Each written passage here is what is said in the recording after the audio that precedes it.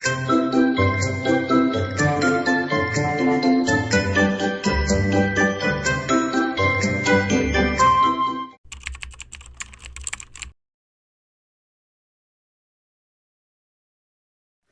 alaikum dear students, welcome back once again in the Zia Academy.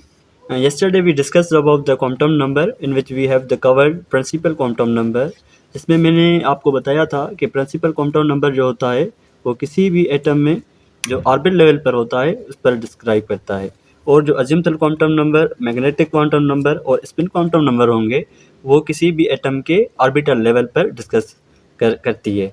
सो आज हम पढ़ने वाले हैं अजिमुथल, मैग्नेटिक और स्पिन क्वांटम नंबर, जिसकी शुरुआत हम अजिमुथल क्वांटम नंबर से करते हैं। सो डियर स्टूडेंट्स, अब हम पढ़ने वाले हैं azimuthal quantum number. Dear students, azimuthal quantum number को हम डिनोट करते हैं किसके साथ? एल के साथ। और अजिमुथल क्वांटम नंबर को हम और भी नाम देते हैं, जिसको हम क्या कहते हैं? सेकेंडरी क्वांटम नंबर, और इसको सब्सिडरी क्वांटम नंबर भी कहा जाता है। एक्चुअली जो अजिमुथल क्वांटम नंबर होता है वो किसी भी ऑर्बिटल का शेप डिफाइन करता है। इसीलिए मैंने आपको बताया था जो एस ऑर्बिटल होता है वो क्या होता है? Circular in shape. और जो पी ऑर्बिटल होता है वो उसकी जो स्ट्रक्चर होती है वो डम बेल शेप्ड होती है। और जो डी ऑर्बिटल होता है वो साउ कैज शेप में होती है। सो जो एफ ऑर्बिटल जो होता है वो बहुत ही कॉम्प्लिकेटेड जो उसकी स्ट्रक्चर होती है ना, वो एफ ऑर्बिटल होता है। सो हमने पढ़ा कि अजिमुथल क्वांटम नंबर को किससे डिनोट करते हैं? एल के साथ। उसका सेकंड नाम क्या है? सेकेंडरी क्वांटम नंबर और सब्सिडरी क्वांटम नंबर। ये किसी भी ऑर्बिटल का शेप डिफाइन करता है, इसलिए मैंने बताया था कि जो एस ऑर्बिटल होता है वो सर्कुलर इन शेप होता है। और आप एक और पॉइंट याद कर लें, ये मैंने शायद आपको बताई भी थी कि ये नॉन डायरेक्शनल बी होती है। और जो पी होती है, डी होती है और एफ होती हैं, उसमें क्या होते हैं? डायरेक्शंस होते हैं। सो अब हम आगे बढ़ते हैं मैग्नेटिक क्वांटम नंबर के साथ। एक्चुअली मैग्नेटिक क्वांटम नंबर जो होता है किसी भी मौजूद इलेक्ट्रॉन की क्या बताता है? मैग्नेटिक प्रॉपर्टीज़ बताता है। और आप एक बात याद रख लें कि जो एल जो होती है उसका जो वैल्यू स्टार्टिंग होती है किसके साथ होती है? 0 के साथ, और फिर 1, L2, L3, मतलब इस तरह ये बढ़ती जाती है। जो ज़ीरो वैल्यू होती है वो जो ऑर्बिटल होती है एस के लिए, और जो L1 होती है वो किसके लिए होती है? पी के लिए। और L2 जब वैल्यू आए तो वो डी के लिए, और L3 जब आए तो एफ के लिए होती है। और इसको जो हम जब भी मतलब इसके जो एल का वैल्यू जो हम फाइंड आउट करते हैं वो एक फार्मूले के साथ करते हैं, और वो फार्मूला क्या है? L is equal n-1। सो ये पॉइंट इम्पॉर्टेंट है, याद कर लें। किसी भी ऑर्बिटल का जब भी हम L का वैल्यू डिफाइन करेंगे या उसका फाइंड आउट करेंगे तो उसका फार्मूला क्या है? n-1। और जो n होगी वो क्या किसको डिफाइन करती है? प्रिंसिपल क्वांटम नंबर यानी ऑर्बिट को। और अब पढ़ते हैं क्वांटम मैग्नेटिक नंबर। ये क्या करता है? मैंने बताया किसी भी मौजूद इलेक्ट्रॉन एटम में उसकी मैग्नेटिक प्रॉपर्टीज़ डिफाइन करता है। और जब भी हम ये देखें कि L का वैल्यू जब 0 आ जाए तो उसकी M वैल्यू क्या होगी? 0 होगी। और जब भी L की वैल्यू 1 आ जाए तो आप याद कर लें कि ये माइनस से स्टार्ट होकर उसी नंबर पर ख़त्म होती है। मतलब L जो है 1 है तो इसका जो M होगा वो माइनस के साथ स्टार्ट होगी, और -1 के बाद क्या आता है? 0, और उसके बाद क्या आती है? प्लस। सो जब L1 आएगा तो उसमें मैग्नेटिक जो नंबर होगा वो -1 से स्टार्ट करेंगे। लेट्स सपोज जब वैल्यू L2 होगा तो M क्या बनेगी? -2, -1, 0, 1 प्लस n2। आप याद कर लें। और जब L3 आएगी तो M का वैल्यू क्या बनेगा? -3, -2, -1 देन 0। अब क्या होगा 1 2 और 3। सो डियर स्टूडेंट्स, मैंने आपको एक बात बताई थी कि ओरिएंटेशन वर्ड आपने पिछले लेक्चर्स में सुना होगा। अगर आपने नहीं सुना तो पिछला लेक्चर सुने। मैंने बताया था कि जब भी m जो होती है मैग्नेटिक क्वांटम नंबर होता है, वो किसी भी एटम की ओरिएंटेशंस बताती है, और वो ओरिएंटेशंस किस में मौजूद होती हैं? ऑर्बिटल्स में। और जब भी आप देखें कि m 0 आए तो it means it is s orbital. और मैंने बताई थी कि s की ऑर्बिटल में जो ओरिएंटेशन होती है वो एक होती है, और वो नॉन डायरेक्शनल होती है, सर्कुलर होती है।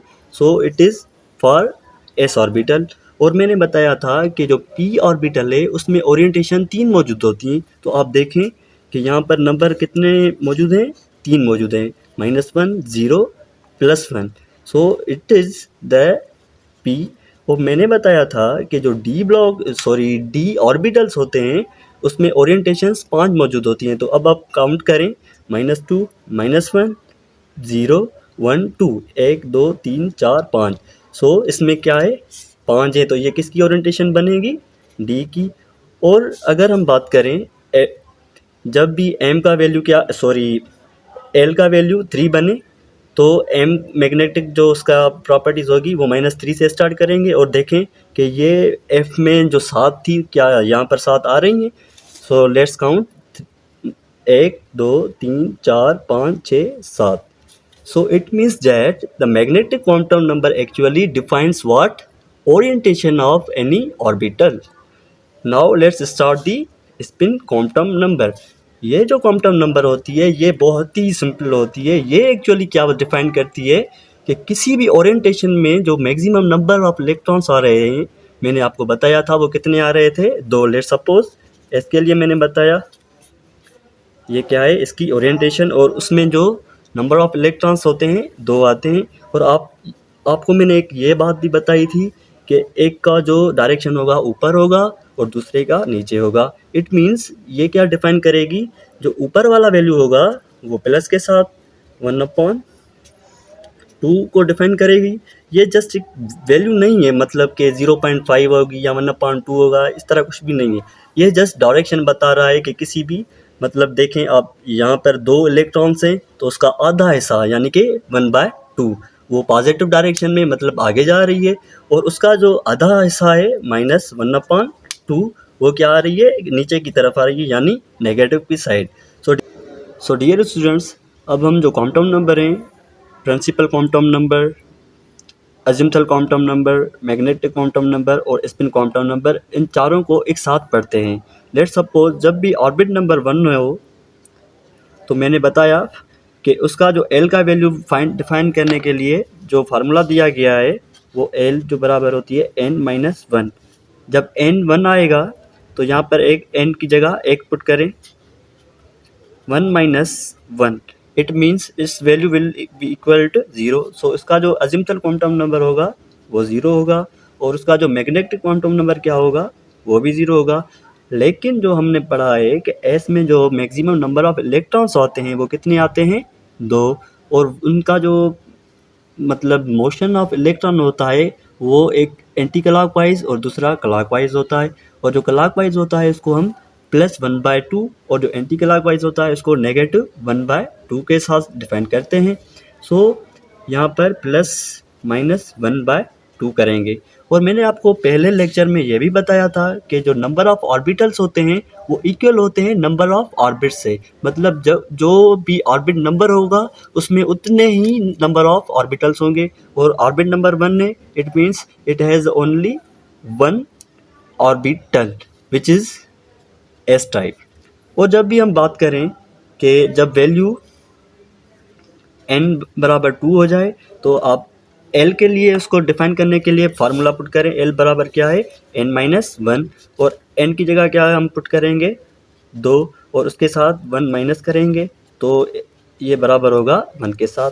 सो l बराबर आर इक्वल टू 1। और मैंने बताया था कि मैग्नेटिक क्वांटम नंबर जो भी वैल्यू आएगा उसका नेगेटिव से स्टार्ट करेंगे और 0 के साथ साथ आगे बढ़कर उसी नंबर के साथ हम क्या करेंगे? इन करेंगे। सो -1 0 + 1 और हर एक ऑर्बिटल में प्लस माइनस यानी कि मोशन ऑफ इलेक्ट्रॉन जो एक क्लॉकवाइज होगी और दूसरा एंटी क्लॉकवाइज होगी, और जो नंबर ऑफ ऑर्बिटल्स होंगे वो क्या होंगे, n के साथ इक्वल होंगे, मतलब ऑर्बिटल्स कितने होंगे, 2, और वो क्यों कौन कौन से होंगे, s और p होगा।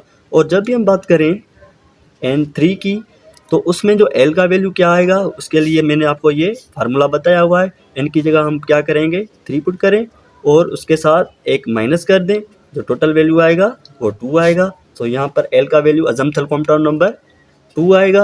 और मैंने बताया कि मैग्नेटिक क्वांटम नंबर को डिफाइन करने के लिए जो भी वैल्यू l का आए उसके जो स्टार्टिंग होगी उसी नंबर के साथ, मतलब नंबर के साथ तो करेंगे लेकिन नेगेटिव के साथ स्टार्ट करेंगे। सो -2 -1 0 फिर +1 +2, और हर एक में क्या आएंगी, 2 मैक्सिमम नंबर ऑफ इलेक्ट्रॉन्स आएंगे विथ अ पॉजिटिव स्पिन, सो +-1/2। और मैंने आपको ये भी बताया था कि जो टोटल नंबर ऑफ ऑर्बिटल्स क्या होंगे किसी भी n के साथ इक्वल होते हैं, मतलब इसमें कितने नंबर ऑफ ऑर्बिटल्स होंगे, 3, और वो क्या रहेंगे, एक s p और d।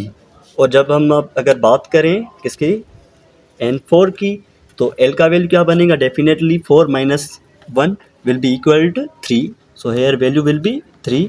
एंड मैंने आपको बताया कि मैग्नेटिक क्वांटम नंबर की स्टार्टिंग नेगेटिव के साथ करेंगे उसी वैल्यू की, सो -3 -2 -1 फिर 0, फिर क्या करेंगे उसकी positive numbering 1 2 +1 +2 and 3, so hair will be 1 2 3 4 5 6 7। सो मैंने आपको ये भी बताया था कि किसी भी मैग्नेटिक क्वांटम नंबर क्या डिफाइन करता है, ओरिएंटेशन डिफाइन करता है, और उसका जो नंबर ऑफ ऑर्बिटल्स होंगे कितने आएंगे, 4 आएंगे, और वो कौन कौन से आएंगे, s भी आएगा, p भी आएगा, d भी आएगा और f भी आएगा। So dear students, so lecture हमारा जो एटम के साथ था वो यहाँ पर ख़त्म होंगे, और अब हम आगे जो भी लेक्चर आएगा उसके सारे MCQ सॉल्व करेंगे और हर एक का रीज़न डिफाइन करेंगे, और किस में कितने नंबर ऑफ इलेक्ट्रॉन्स आते हैं, क्या फार्मूला पुट किए है, क्या किया है, मतलब वो सारा कुछ हम MCQs के साथ जो भी होगा वो डिफाइन करेंगे। लेकिन एक 2 पॉइंट्स मैंने आपको बताना भूल गया हूँ, वो क्या है कि जो ऑर्बिटल किसी भी ऑर्बिट में जितने मौजूद होंगे उसका एक फार्मूला भी दिया गया है, लेकिन उसको आई थिंक इतना इम्पोर्टेंट नहीं है, लेकिन MCQs पॉइंट ऑफ व्यू से ये बहुत ही इम्पोर्टेंट है, जिसका फार्मूला है 2l + 1। मैंने बताया है कि ये 2 और 1 तो कांस्टेंट ही रहेंगे, और l क्या है, अज़म्पथल क्वांटम नंबर। जब भी आप l का साथ, लेट्स सपोज हम जो भी n1 के साथ हम क्या कर रहे हैं कि किसी भी इसमें जो है नंबर ऑफ ऑर्बिटल्स डिफाइन करना चाहते हैं विद दिस फार्मूला। सो आप l की जगह वो वैल्यू पुट कर लें, क्या है, 0 है, ठीक है, यहाँ पर आपको नज़र आ रहा होगा आई होप। सो l का जो वैल्यू है वो 0 × 2 + 1, so 0 × 2 will be equal to 0 and it will be equal to 1। So यहाँ पर देखें कि नंबर ऑफ ऑर्बिटल्स कितने आ रहे हैं, 1 आ रहे हैं। अगर सो डियर स्टूडेंट्स, इस एटम के साथ जो भी हमारे इंपॉर्टेंट फार्मूलेज वगैरह हैं वो मैं आपको स्क्रीन पर शो करवा रहा हूँ, और आज का जो हमारा लेक्चर है यहाँ पर ख़त्म होता है। और जो दूसरा लेक्चर होगा हम उसमें क्या करेंगे, जो भी कुछ पढ़ा है उनके MCQ सॉल्व करेंगे, ताकि हमें पता चले कि हमने कितना गेन किया है। अल्लाह हाफिज़।